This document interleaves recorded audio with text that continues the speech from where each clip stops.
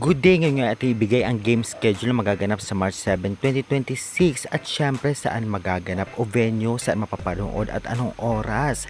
At hindi lang yan, ibibigay din natin ang latest team standing as of now, March 5 hanggang March 7, 2026. Syempre ano-anong team nangunguna at ano-anong team ang kulelat, kaya tapusin nyo ang video para lagi kayong updated.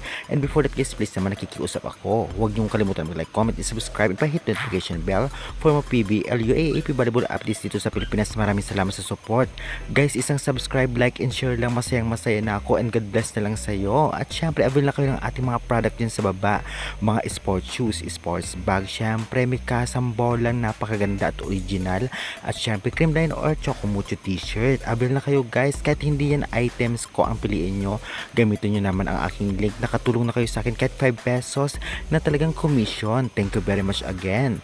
At syempre guys, wag na po nating patagalin pa, atin nang ibibigay ang game schedule na magaganap nga ngayong March 7, 2026. Narito po. Unang magtatapatan nga ay ang NX Red Chameleon versus Kremlin Cold Smashers 4pm at ang venue nito ay sa PhilAll Center. Grabe, napagandang laban to. Susundan naman 6:30pm Akari Chargers versus Capital One Solar Spikers, venue PhilAll Center. At syempre mapapanood nyo ito sa mga sumusunod sa dalawang application, Pilipinas Live at Signal application, ngunit may bayad, ngunit sulit naman yung bayad nyo. At syempre meron din po nito sa cable sa channel na One Sports Plus, at syempre meron din free sa PBL.ph Live, basta talaga namang may internet ang inyong mga cellphone.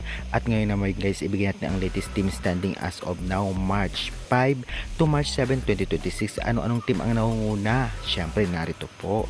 Naunguna pa rin ang Signal Super Spikers 5-2, PLDT High Speed Hitters 5-1, Kremlin Cold Smashers 4-1, Chocomucho Flying Titans 3-3, NX Led Chameleon 3-3, syempre rank 6 ang Capital One Solar Spikers 3-3, Akari Chargers 2-3, Farm Fresh Foxes 2-4, Galleries Tower High Racers 2-4, at Sauce Coffee Thunderbells 1-6. Grabe, kitang-kita nga natin na talagang palakas ng palakas ang signal ngayon at humahabol ang PLDT at Creamline, samantalang nasa lower rank ang Sauce Coffee at Galleries. Malay natin magbago ang lahat, diba? Well, support na natin ang ating bet na team. Kaya guys, excited ba kayo sa sunod na laban sa March 7? Pa-comment, pa-subscribe na lang for more PVL UAAP volleyball updates.